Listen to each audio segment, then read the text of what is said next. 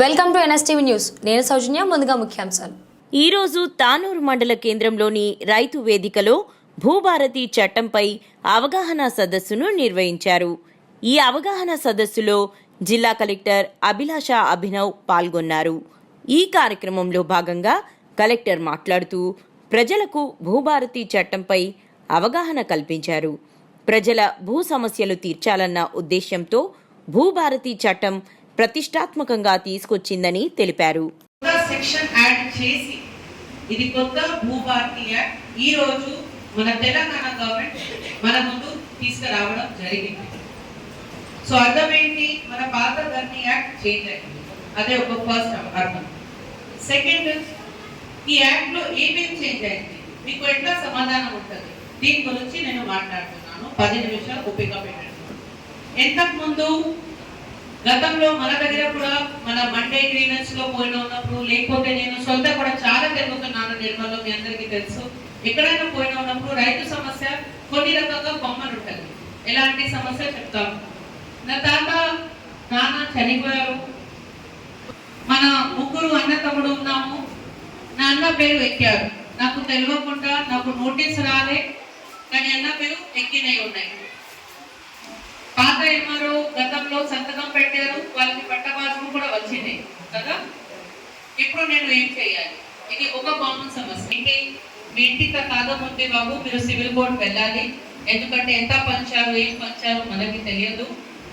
And పాత ధరణి act లో ఒకవేళ పాస్బుక్ ఇచ్చారు అంటే ఫర్దర్ గా కోర్టు నుంచి మీకు పరిష్కారం కావాలి. ఇప్పుడు ఏం మార్పు అయింది, ఏదైనా కారణం తోటి పెండింగ్ పడింది.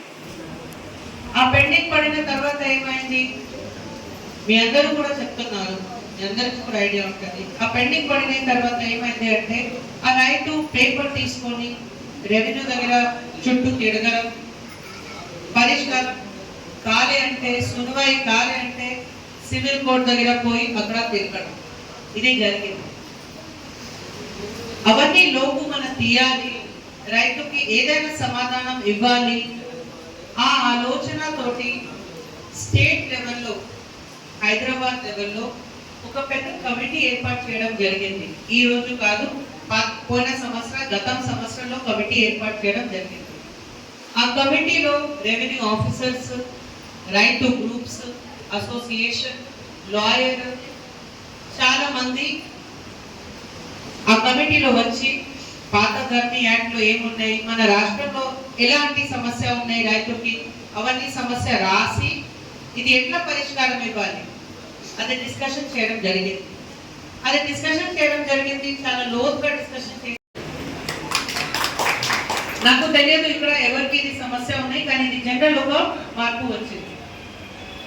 రెండు ఎట్లా ఏంటి, కొంతమంది ఏమంటున్నారు అంటే అసలే నా యాన్సెస్టర్స్ కి, నా తాతకి పేరు ధరణిలో అస్సలే లేదు, మిస్సింగ్ సర్వే నంబర్ కింద ఉంది. మిస్సింగ్ సర్వే నంబర్ అన్నమాట, మన రెవెన్యూలో ఆ వర్డ్ యూజ్ చేస్తున్నాము. మరి మనం ఏం చేయాలి? అలాంటికి మీరు పరిష్కారం ఇప్పుడు ఈ భూభారతి యాక్ట్ లో తీసుకోవచ్చు. థర్డ్ సమస్య కొంతమంది చెప్పారు, ల్యాండ్ అక్విజిషన్ లో కొంతమంది భూమి పోయింది, మీకు పోయినాయి 20 గుంటలు, కానీ